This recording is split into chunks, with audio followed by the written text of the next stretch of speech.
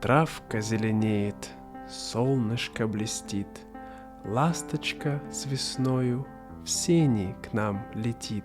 С нею солнце краше и весна милей. Прощебечь с дороги, нам привет скорей.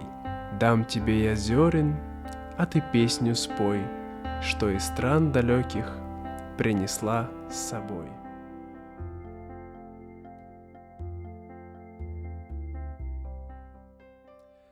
Привет, друзья!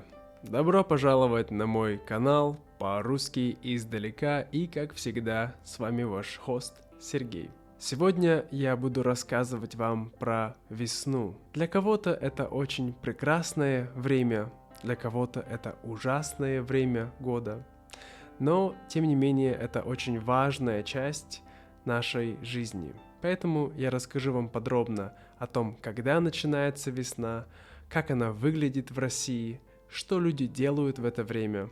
Прежде чем мы начнем, я бы хотел попросить, чтобы вы поставили лайк этому видео. Я уверен, оно вам понравится. И если вы еще не подписались на канал, то вы можете сделать это прямо сейчас. И, конечно, я буду благодарен, если вы проверите нашу страничку на Ko-fi, вот здесь. Там мы собираем деньги на оборудование для канала, такие как новые камеры, компьютеры и тому подобное. Сейчас мне как раз нужен новый компьютер, потому что мой немножко медленный и немного трудно монтировать видео на нем. Так что буду рад вашей помощи, каждый рубль важен. Ну все, вы готовы? Поехали!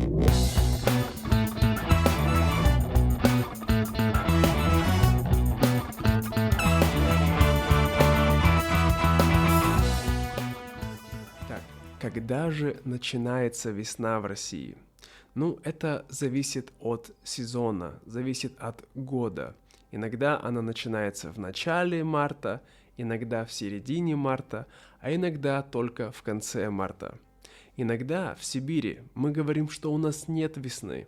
У нас очень долгая зима, а потом бам, и начинается лето.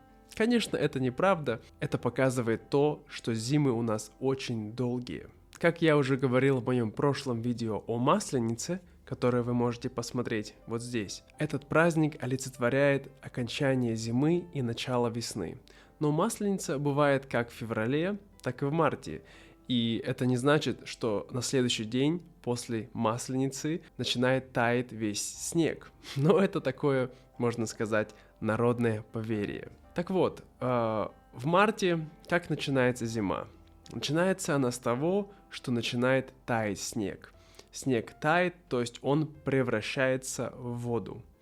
И когда начинает таять снег, если вы живете в городе, то это очень неприятное время, потому что весь снег, он нечистый, он грязный, и он тает, и образуется очень много грязи на улицах, на дорогах. Дело в том, что у нас тоже проблемы с тем, чтобы эта вода уходила, и она часто стоит очень долго.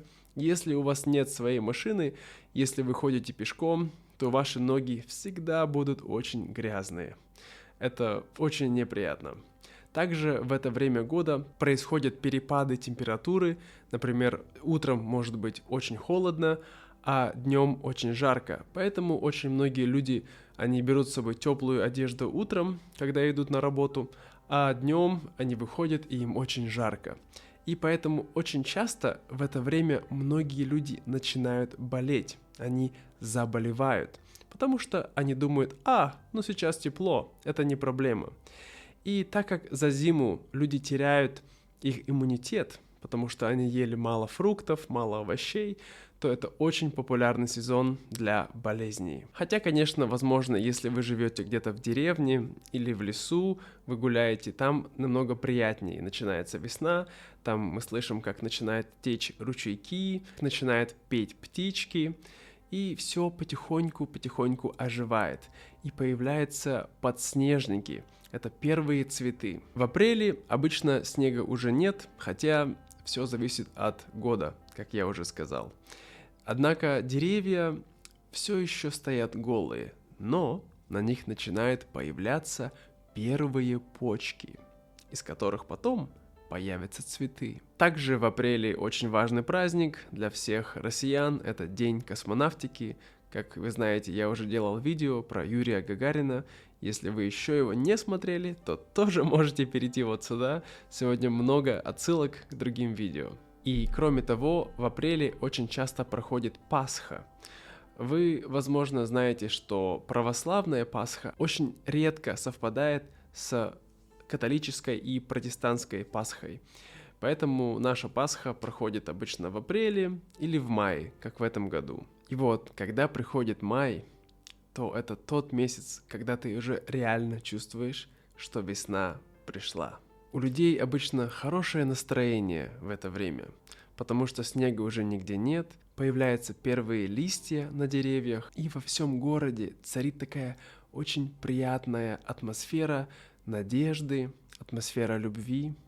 Также в начале мая обычно у нас проходят майские праздники. Это День труда и День Победы. И на майские праздники люди обычно берут очень долгие выходные, такой мини-отпуск. Они часто ездят в горы, они ездят в лес, они едят шашлыки, они просто выезжают на природу, потому что уже не могут ждать. Они ждали всю зиму, и теперь, наконец-то, они могут насладиться приятной весенней погодой. Но, конечно, у нас в начале мая часто также бывают грозы, на которые приятно смотреть, слушать, как гремит гром, как бьют молнии. Это очень красивое природное явление. Кроме того, если вы студент или ученик в школе, то май для вас — это очень волнительное время, потому что вы, как правило, сдаете свои экзамены или вы готовитесь к экзаменам, и в то же время вы чувствуете окончание учебного года. Это такое смешанное чувство радости и беспокойства, потому что, с одной стороны, у тебя есть стресс, что как ты сдашь экзамены, ты не знаешь, но с другой стороны, ты знаешь, сдашь ты их хорошо или плохо, это не важно, потому что скоро будет лето, и летом будет хорошо. Ну что, друзья, это все на сегодня. Спасибо, что вы слушали это видео, и расскажите в комментариях, а как у вас проходит весна? Любите ли вы это время года? Расскажите, что вы думаете о нем. Конечно, хотел сказать спасибо всем моим патронам, таким как Джефф, Джош, Бирк, Лена, Джоэл и Лиз. До скорого. Пока-пока.